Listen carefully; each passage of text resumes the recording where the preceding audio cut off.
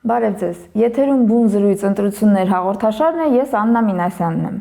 2017 թվականից ի վեր առաջին անգամ մեզ սպասվում են ոչ թե արտահերթ, այլ հերթական համապետական ընտրություններ։ Թե ինչպես են քաղաքական ուժերը օգտագործում այս ժամանակը կազմակերպվելու, դիրքավորվելու եւ ընտրողների հետ հաղորդակցվելու համար, այսօր կքննարկենք Restart հիմնադրամի ծրագրերի համակարգող Յուրի Մովսեսյանի հետ։ Պարոն Մովսեսյան, շնորհակալ եմ շատ հրավերը ընդունելու համար։ Ես եմ շնորհակալ։ Ես իհարկե նշեցի, որ մենք խոսենք ընտրողների մասին, բայց կուզեմ իհարկե որ խոսենք ավելի շատ եւ առավելապես երիտասարդ ընտրողների մասին, որովհետեւ շատ կարեւոր սեգմենտ է, որի մասին այս հաղորդաշարի ընթացքում մի շարք անգամներ հարցեր բարձրացնելու հնարավորություններ ենք ունեցել, հատկապես որ երբ որ մենք սկսեցինք հաղորդաշարը, մենք ունեինք Միջազգային Հանրապետական ինստիտուտի ամառվա հարցման տվյալները, որով երիտասարդների քաղաքական ակտիվությունը, հետաքրքրվածությունը շատ ցածր էր համեմատած ընտրողների մյուս խմբերի հետ։ Հիմա մենք իհարկե ունենք նոր հարցման արդյունքներ, որով կարծես իրավիճակը բարելավել է քաղաքական ակտիվության առումով, բայց ես քանի որ դուք երիտասարդների հետ շփման շատ ակտիվ շփման փորձ ունեք եւ ձեր աշխատանքի ընթացքում եւ որպես քաղաքագետ ձեր մասնագիտությամբ վերլուծություններ անելու, կուզեմ մենք սկսենք նրանից, թե արդյոք ճիշտ է այն մտայնությունը, որ երիտասարդներին այսօր քաղաքականությունը չի հետաքրքրում։ Եվ եթե այդպես է, ինչի է այդպես, եւ եթե այդպես չի, մի խոսքով, ինչ ձեր դիտարկումներով եւ ձեր գնահատականներով ինչ է տեղի ունենում այս առումով։ Պետք է նշենք, որ այնուամենայնիվ այս նույն գնահատականները տարբեր փուլերում երիտասարդների հետ կապված եղել են։ Նույն օրինակ ես հիշում եմ 2017 թվականին մենք խոսում ենք համեմատական ենք տանում, որ այն ժամանակ հերթական ընտրություններ էին եւ հիմա էլ այսքան ընդմիջումներից հետո, ճգնաժամերից հետո վերջապես ունենալու ենք հերթական ընտրություններ։ Հետաքրքիր է, որ եթե նայում ենք տարիքային խմբերը 2017-ին երիտասարդների բավականին մեծ հատված մասնակցել է ընտրություններին, եթե չեմ սխալվում, մոտ 70%-ը, բայց ես այն ժամանակ հիշում եմ, երբ որ Restart-ի տեսանկյունից, երբ որ մենք սկսում էինք շարժում տարկետում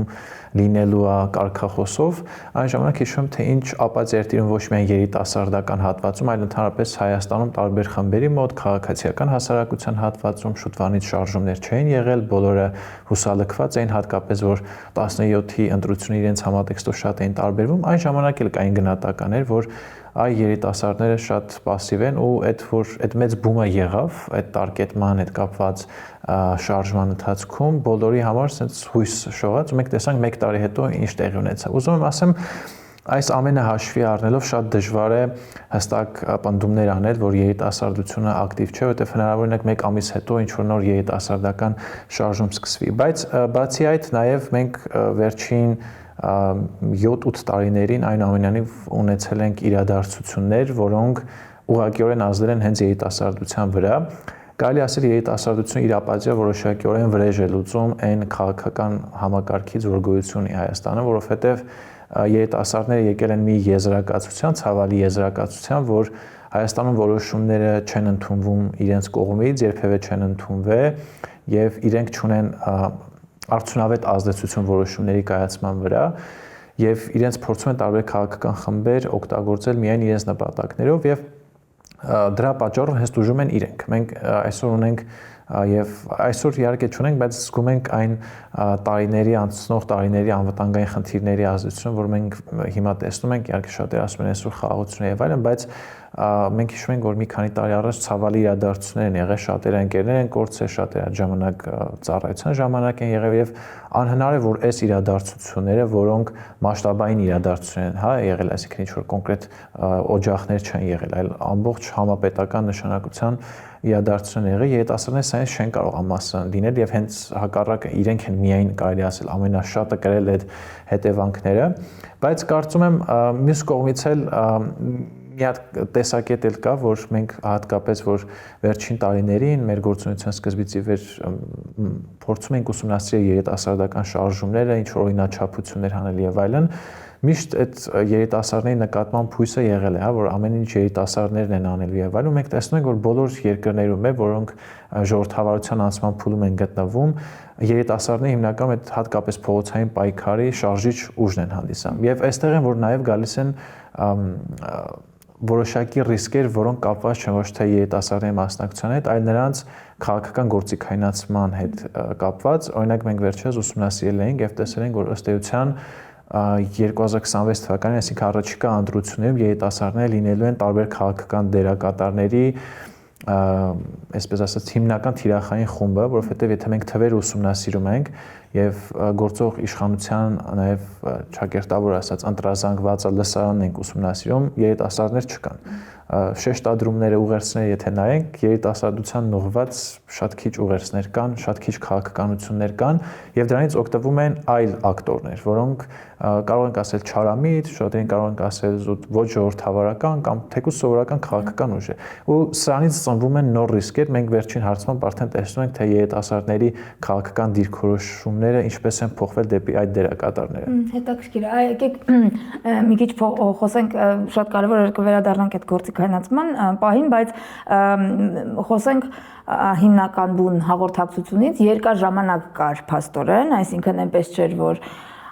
ֆորս մաժոր է, մի ամսից ընտրություններ են, արագ պետք է մի բան անել, չէ, բոլորը շատ լավ գիտեն, որ 5 տարի ժամանակ ունեին պատրաստվելու ընտրություններին եւ նաեւ տեղյակ էին երիտասարդների գոյության մասին եւ այդ թիրախայի խմբի մասին։ Հիմա այս ընթացքում եւ լավ ավելի ընտրություններին մոտ եւ ավելի բուն քարազարշավին մոտ ինչ օրակարգով են քաղաքական ուժերը գալիս երիտասարդների մոտ, որովհետև ես տեսել եմ դուք շատ լավ շարք ունեք, չգիտեմ, հուսով շարունակում եք, երբ որ քաղաքական գործիչները գալիս են եւ երիտասարդների հետ հարց ու պատասխանի ֆորմատով, այսպես, հա, շատ կարեւոր է, շատ հետաքրքիր է լսել թե երիտասարդների հարցերը հատկապես, ոչ թե այդքան պատասխանները, ինչքան թե ինչա է հուզում այս մարդկանց երիտասարդներին։ Ինչ եք կարծում, ինչ օրակարգով են գալիս ի վերջո, այսինքն ինչ առաջարկով են գալիս եւ արդյոք դա այն է, ինչ որ երիտասարդներին այսօր հետաքրքիր է, թե դեռ ուրիշ բան է հետաքրքիր եւ դա ձևակերպված չի։ Իրականում այս դեպքում էլ Հայաստանի կոնտեքստը շատ տարբերվում է մեր նման այլ երկրներից, հա, հիմա շատ են զուգահեռներ տանում այս ընտրական process-ում Մոլդովայի հետ, Վրաստանի հետ, Ռումինիայի հետ, առնվազն երիտասարդության մասով մենք կարող ենք ֆիքսել, որ այն օրակարգերը, որ կան եւ այն օրակարգերով, որ երիտասարդներն են ցանկանում հետաքրքրվել կամ ցանկանում են լսել քաղաքական գործիչներ, շատ տարբեր է։ Նույն օրինակ կարող ենք վերցնել Եվրամիության ինտեգրացիոն գործընթացները, երիտասարդների դիրքորոշումը այդ հարցի առնչությամբ եւ համեմատել Վրաստանի, Ռումինիայի, Մոլդովայի հետ ու տեսնենք, թե ինչքան մեծ տարբերություն կա։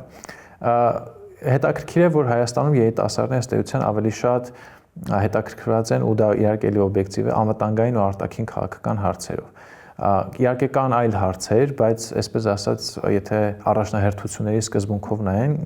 երիտասարդները հիմնականում այս տրամաբանությանն են կողմնակից, որ քանի դեռ երկրում լուծված չէ հիմնարար անվտանգության հիմնախնդիրը, բոլոր մնացյալ հարցերը ածանցված են դրանից, հա, այսինքն բնակարանային ապահովում, սոցիալ-տնտեսական հարցեր, աշխատավարձ, բարձրագույն կրթություն եւ այլն։ Օրինակ մենք տարիներ շարունակ փորձել ենք բարձրագույն կրթությունը փորձել հանրային օրակարգում կարևոր մաս դարձնել, բայց վերջին 3-4 տարիներին ուղղակի մեզ չէր հաջողվում։ Մեր փորձը դա ցույց տվեց։ Հա, կարելի է, օրինակ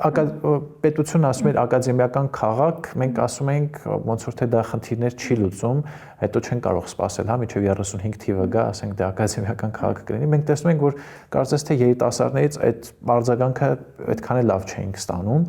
բայց երբ որ խոսում էինք ավելի շատ անվտանգային, արտաքին քաղաքական թեմաների մասին, հատկապես ավելի հասարակական մեծ ակտիվություն ունեցող երիտասարդների շրջանում այս թեման շատ է հուզում ու իրականում սա էլ է հետաքրքիր լսարանի վերլուծություն, որ Հայաստանում բոլոր խմբերը, թե, չգիտեմ, ժողովրդավարական, թե քաղաքացիական հասարակություն, թե ընդդիմադիր ուժերը հիմնականում թիրախավորում են հասարակական ակտիվություն ունեցող երիտասարդների, որովհետև սրանք այն երիտասարդներն, ովքեր իրենց ինքնության մեջ երիտասարդ լինելը հենց ընդգծում են։ Օրինակ, եթե մենք գնանք օրինակ պայմանականորեն, հա, առանց ինչ-որ խտրական, ինչ-որ աշխարհագրական բաշխվածության, օրինակ գնանք Արենի համայնք, այնտեղ գինեգործությամբ զբաղվող 25-ամյա մի հատ երիտասարդի հետ խոսենք, իր համար երիտասարդ լինելը վաղուց արդեն այդ ինքնությունից դուրս է եկել, ինքը սովորական ձեռնարկատեր է։ Հիմա այս առումով երիտասարդներին այո հուզում է անվտանգային արտաքին քաղաքական հարցերը ու մենք երբ որ տարբեր քաղաքական գործիչների ենք հրավիրում, մենք տեսնում ենք, որ այնուամենայնիվ այս թեման ակտուալ է, որտեղ բոլոր հարցերը հնչում են դրա մասին։ Ոչ մեկ չի խոսում օրինակ երբեք երիտասարդների բնականաբանական ծրագրերը բարելավելու, սոցիալ-տնտեսական խնդիրներ եւ այլն, բայց այդ հարցերը հնչում են, ուղղակի քանի դեռ անվտանգային ու արտաքին քաղաքական հարցերը ակտուալ են, երիտասարդները փորձում են հատկապես այդ հարցերին արձագանքել ու ելի կրկին այստեղ շահագործում են նրանց էմոցիաները։ Մենք օրինակ կրկին մեր ուսումնասիրության շրջանակներում ինչ ենք ողջել, որ նախ նարատիվներ էինք հանել արտաքին քաղաքական ու անվտանգային թեմաներով եւ փորձել ենք նաեւ այլ բնագավառներից թեմաներ բերել, ներառել ենք թե վնասարար նարատիվներ, թե պոզիտիվ նարատիվներ ու տեսել ենք, որ առաջինը երիտասարդները միտված են ավելի շատ ընդունելու արտաքին քաղաքականության ու անվտանգությանը վերաբերող նարատիվներ եւ հատկապես վնասարար նարատիվներ։ Այսինքն երիտասարդների այս թեմայի վերաբերյալ հետաքրքրվածությունը կրկին գործիքայնացում է այդ վնասարար դերակատարների կողմից ամենատենց վնասարար նարատիվներից սկսած օրինակ Հայաստանը ադրբեջանացվում է, մենք դրա տակ տեսնում ենք, չէ՞, այսօր մեդիայում ինչ նարատիվներ կան Հայաստանում, օրինակ իսլամի պաշտպանության մասին օրենք են ընդունվելու, մզկիթներ կան, այսինքն այս բոլոր նարատիվները սնուցում են մեծ նարատիվ, որ Հայաստանը ադրբեջանացվում է, թուրքացվում է եւ այլն ու ցավոք սրտի նաեւ ըստ էության մենք այս ուղղությամբ պոզիտիվ նարատիվներ տարածող ունենք քաղաքացիական հասարակության որոշ խմբեր, այլ որոշակի վերապահումներ եւ գործող իշխանություն եւ շատ քիչ այլ քաղաքական խմբեր եւ քանի որ երիտասարդները ասենց իբնե ասենց ընդդիմադիր հայացքներ ունեն, փորձում են հակառակվել գործող համակարգին եւ այլն, ցանկացած հանրային հաղորդակցություն, հատկապես հաշվի առնելով, որ մենք նախորդիվ ունեցել ենք այդ հաղորդակցության վատ հետևանքները, որ երբ որ պետական հաղորդակցություն, հանրային հաղորդակցությունը լավ չի իրականացվել, երիտասարդները հակառակն են տեսել, նրանք փորձում են այլ աղբյուրներ գտնել, իսկ այլ աղբյուրները, որոնք հակառակն են մատնանշում, իրականում վնասարար նարատիվներն են շրջանառում։ Դա շատ հետաքրքիր է եւ այո, շատ վնասարար, անկախ նրանից թե այդ նարատիվի բովանդակությունը ինչ է, այո, օգտագործել են փաստը, որ երիտասարդները անդիմադիր են միշտ իբնե եւ այո, դա շատ բնական է եւ ամեն տեղ է այդպես եղել, միշտ շարժիչ ուժը փոփոխությունների անդիմախոսության երիտասարդներն են եղել։ Ես ուզում եմ հիմա խոսել թե նրանից թե այդ տեսանկյունից եւ շատ կարեւոր է որ արձանագրեցինք, որ այո, անվտանգային հարցերը միևնույնն է բնականաբար մնում է օրակարգի առաջին տեղում, առաջնահերթություն որպես նաեւ որովհետեւ ենթադրաբար, այսինքն կամ փաստացի երիտասարդներն են, որ կրելու են այդ քաղաքական որոշումների բեռը, այսինքն այն ինչ կորոշվի, այն ինչ կորոշի մեծահասակ բնակչությունը, կոպիտ ասած, դրա իրականացումը հանձնված է փաստացի երիտասարդներին, այսինքն եթե խոսում ենք պատերազմի մասին, երիտասարդներն են պատերազմելու, եթե խոսում ենք տնտեսական համագործակցությունից, էլի նորից երիտասարդներն են դրա հիմնական շարժիչ ուժը լինելու, այսինքն պարզ է, որ այդ հարցերը պետք է առաջին տեղում լինեն։ Հիմա այս տեսանկյունից այ քաղաքական ուժեր ունենք բազմաթիվ, որոնք նույնիսկ ընտրություններին ընդառաջ անընդհատ ինչ-որ նոր քաղաքական միավորներ են ստեղծվում, բաժանվում են, միավորվում են, նոր կուսակցություններ են գրանցվում եւ այլն։ Այդ քաղաքական ուժերը անվտանգային առումով կարողանում են բացատրել, հասկացնել երիտասարդներին, թե որն է իրենց դիրքորոշումը։ Այսինքն երիտասարդները կարողանում են հասկանալ, որ այ եթե ընտրեմ այսինչ քաղաքական ուժին, իր դիրքորոշումը անվտանգային հարցերի վերաբերյալ եւ տարածաշրջանային խնդիրների վերաբերյալ եւ կոնֆլիկտների վերաբերյալ այսպիսին է։ Իսկ այս մյուս քաղաքական ուժինը այ այսպիսին է եւ եթե ես ընտրեմ այս քաղաքական ուժին, պետք է ակնկալեմ այսինչ հետևանքը եւ այլն։ Այսինքն ինչ մենք ունենք այդ հստակությունը։ Մենք օրինակ փորձում ենք այդ հարթակը ծառայել, որպեսզի դրա արդյունքում երիտասարդը ունենա ընտրելու հնարավորություն, որովհետև ըստ էության մենք գործ ունենք ռեսուրսների միջև պայքարի։ Իմ կարծիքով, եթե սա ընտրություն ենք համարում, ավելի շատ ռեսուրսների միջև պայքարի ընտրություններ է, որովհետև ըստ էության, եթե մենք նայում ենք նաև երիտասարդների մասով քաղաքական ուժերը ոնց են, ինչպես են փորձում երիտասարդներին ներգրավել, մոբիլիզացնել, դա ոչ թե տեղի է ունենում ավելի շատ ինչ որ գաղափարական, ինչ որ համոզմունքների շուրջ, այլ ավելի շատ այդ ուժեղի, թույլի, վիզուալի, իմիջի, ռեսուրսների, այսինքն մի կողմից կա վարչական ռեսուրսներ տիրապետող իշխանություն, մի կողմից կա շատ լուրջ տնտեսական մեծ ռեսուրսներ ունեցող ընդդիմության տարբեր հատվածներ, որտեղ ես ըստ էության, քանի որ շատ երիտասարդներ եմ ճանաչում, նույնիսկ արդեն երբ որ նայում եմ այդ նկարները, կարելի ասել ամեն հանդիպումից երիտասարդների առնվազն 10%-ին գիտեմ, որ առնվազն նրանք համոզմունքների համար չէ, որ միայն այնտեղ են, իսկ ինչ մնում է արդյոք կուսակցությունը կարողանում են այս ոլորտի հետ կապված, անվտանգության հետ կապված իրենց ուղերձները տեղ հասցնել, այսպեսի մի խնդիր կա, առնվազն մեր փորձը ցույց է տվել, օրինակ, եթե ավելի տենց կոնկրետ խոսենք կոնկրետ քաղաքական ուժերի մասով, օրինակ գործող քաղաքական մեծամասնությունը ավելի հստակ է ձևակերպում, բայց երիտասարդներին չի համոզում։ Այսինքն երիտասարդները ինչ որ չափով հասկանալի է իրենց համար գործող քաղաքական մեծամասնությունը ինչ է ուզում անել, իհարկե որոշ դեպքերում, որոշ վերապահումներով, հատկապես երբ որ այդ վնասավոր նարատիվներն ինչ որ ազդեցություն ունենում են, նրանք փորձում են այլ կերպ ըմբռնել քաղաքական մեծամասնության կարծիքը, այսինքն գոյություն ունեցող հանրային հաղորդակցությունը տուժում է այդ վնասավոր նարատիվներից, բայց ինչ մնում է այլ քաղաքական ուժերին, այստեղ ամենամեծ քաոսն է գալիս, երբ որ երիտասարդները զզված ամբողջ քաղաքական մեծամասնությունից, քանի որ նրանց սպասելիքները չեն արդարացել, եթե անկեղծ գտնվենք 2018-ին դուրս եկած ցանկացած երիտասարդ չի համարի, որ օրինակ հեղափոխության օրակարգը ամբողջովին կամ կիսով չափ իրագործվել է, կամ ինքը գոհ է դրանից եւ այլն, մյուս քաղաքական ուժերը հստակ առաջարկ չեն ներկայացնում, ու երիտասարդներին հենց նաեւ սա է մղում նրան, որ նրանք առաջինը փորձում են փնտրել երրորդ ալտերնատիվ քաղաքական ուժերի կամ ընդհանրապես չգնալ ընտրությունների, փչացնել քվեաթերթիկ, ինչպես հանրային հարցման արդյունքներում է գրած, սա մեր նույնիսկ էլի ինչ որ չափով փոքր ուսումնասիրության արդյունքն է եղել, մենք փորձում ենք տարեկան այդ բոլոր հանդիպումների ընթացքում որոշակի գնահատումներ անել, փորձել դինամիկան հասկանալ եւ այլն, ամենամեծ հատվածը երիտասարդների նրանք են, ովքեր ուզում են երրորդ ալտերնատիվ քաղաքական ուժ, որը չի ասելու իրենց ինչ որ իրացիոնալ խոստումներ, հստակ ձևակերպված մոտեցում է առաջարկելու անվտանգային խնդիրների, Հայաստանի արտաքին քաղաքականության վերաբերյալ գործող քաղաքական մեծամասնության կոնկրետ ալտերնատիվներ առաջարկելու։ Մենք օրինակ այն նույնը երբ որ այդ հանդիպումներից ենք խոսում, մեզ օրինակ շատ հաճախ քննադատում ինչպես է ստացվում, որ օրինակ ավելի շատ քաղաքական մեծամասնության ներկայացուցիչներ են ներկա գտնվում, որովհետև ընդդիմության ներկայացուցիչ գտնել եւ խնդրել, որ գա 200 երիտասարդների արչեւ պատասխանի ամենածանր հարցերին, 3 ժամ կամ 2 ժամ, շատ դժվար է։ Իհարկե կան մարդիկ, որոնք միշտ պատրաստ են, բայց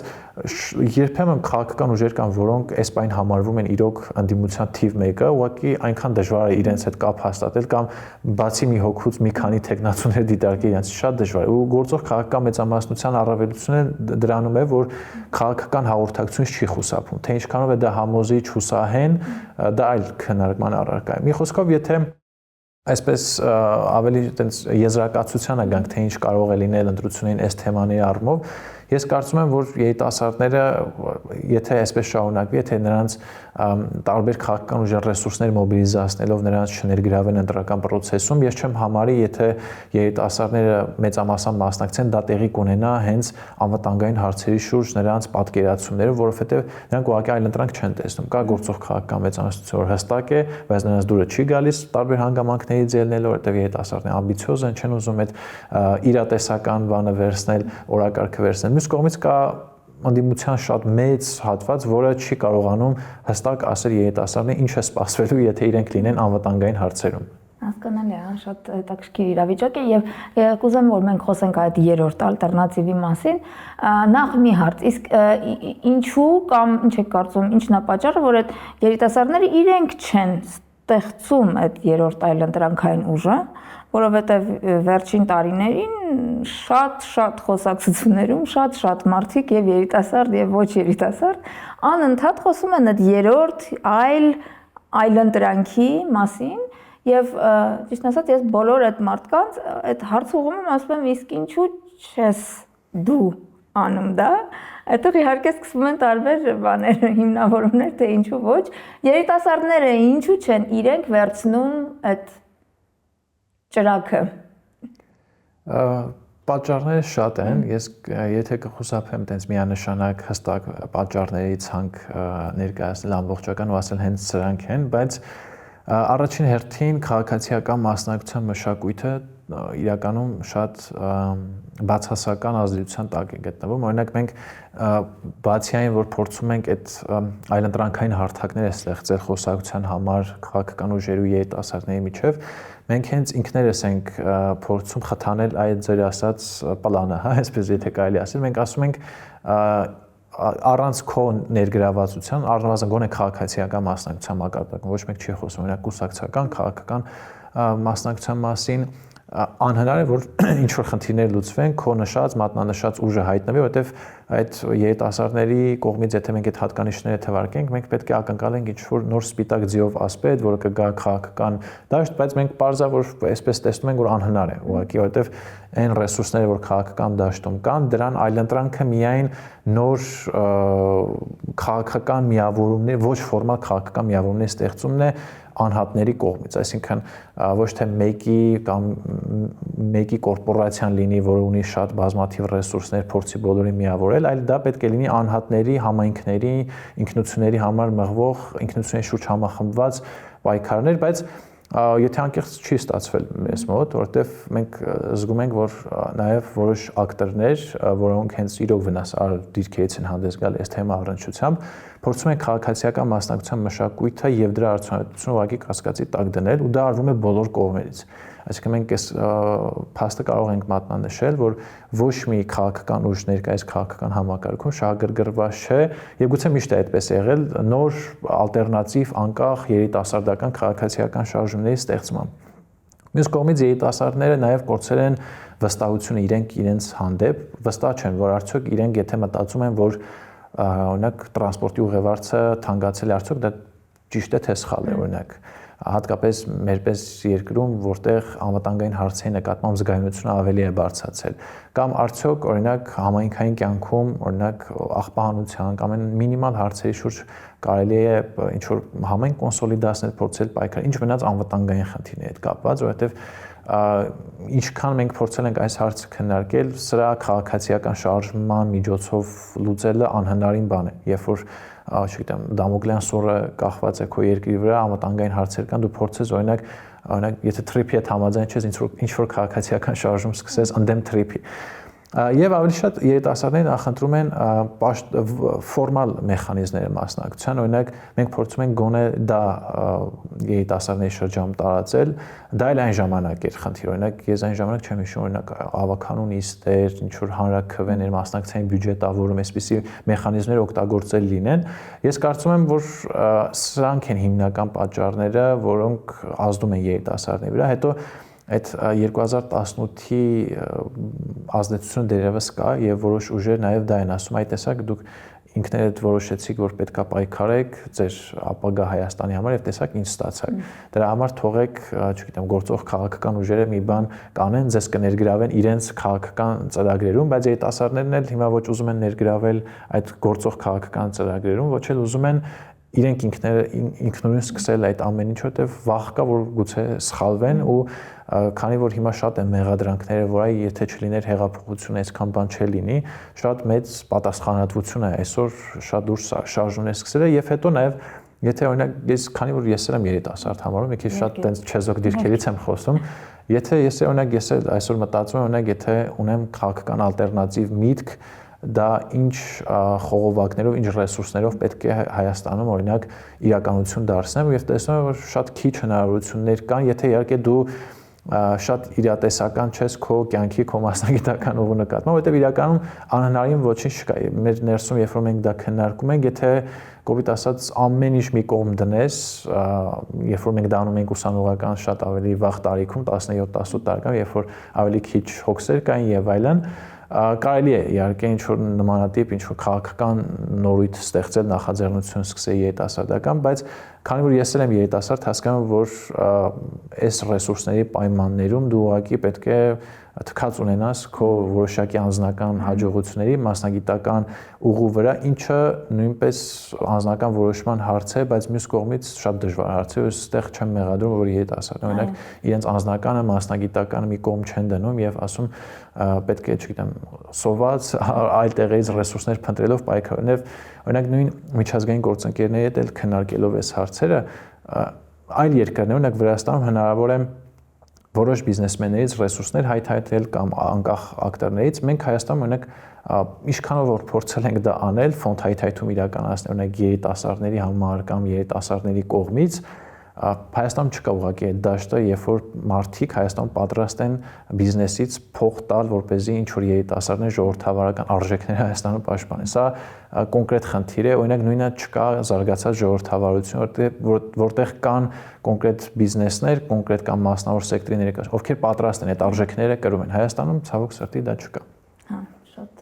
բարդ իրավիճակ է այդ իմաստով երիտասարդների համար, բայց ես կուզեմ, որ մենք վերջում որպես ամփոփում եւ որպես այս մեր ամբողջ շարքի ամփոփում իրականում հիմնականում շեշտը դնել վերք է երիտասարդների վրա, բայց առհասարակ ընդհանուր առմամբ նաեւ ընտրողների մենք անընդհատ խոսել ենք դրա մասին, որ ընտրություններին մասնակցությունը եւ իմ հյուրերի կարծես մեծ է մասնակցությունը դրա հետ համաձայն էր, որ շատ կարեւոր է մասնակցել ընտրություններին։ Նախ ես ուզում եմ ձեր կարծիքը լսել այդ իմաստով, արդյոք պետք է մասնակցել ընտրություններին եւ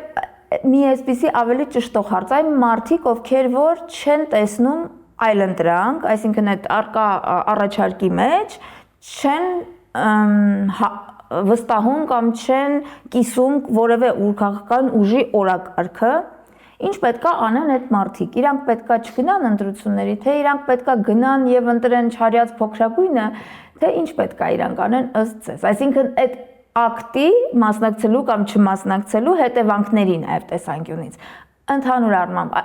ու մի բան էլ մանրամասնենք, առաջին անգամ ընտրողը մենք ունենք երիտասարդներ, որոնք որ մենք էլ ենք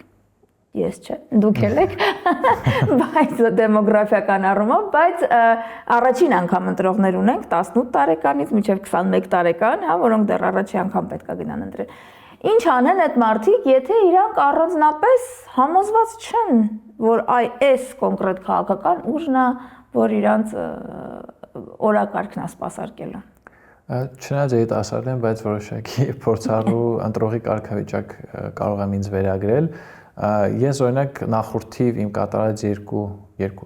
ընտրությունների արդյունքում որոշակի եզրահանգումների եմ եկել։ Օրինակ ես միշտ տակտիկական ընտրությունը բացառել եմ, այսինքն ինչ որ բացառելու սկզբունքով, չարյած փոքրագույն, իսկ միշտ համարել եմ, որ դա սխալ է եւ կարելի ասել, որպես ընտրող երբևէ բավարարված չեմ եղել ընտրության արդյունքները, որովհետեւ միշտ ընտրել եմ մարգինալ ուժերի, որոնք օրինակ 1%, 2% են ստացել։ Հետահայաց իհարկե օրինակ դա էլ է խնդիր հաղորդակցության, այդ օրինակ արտախորհրդարանական ուժերը, երբ օրինակ խորհրդան չեն անցնում ինչ որ կապ պահում են իրենց ընտրող։ Օրինակ ես 2 անգամ ընտրել եմ խորհրդան չանցած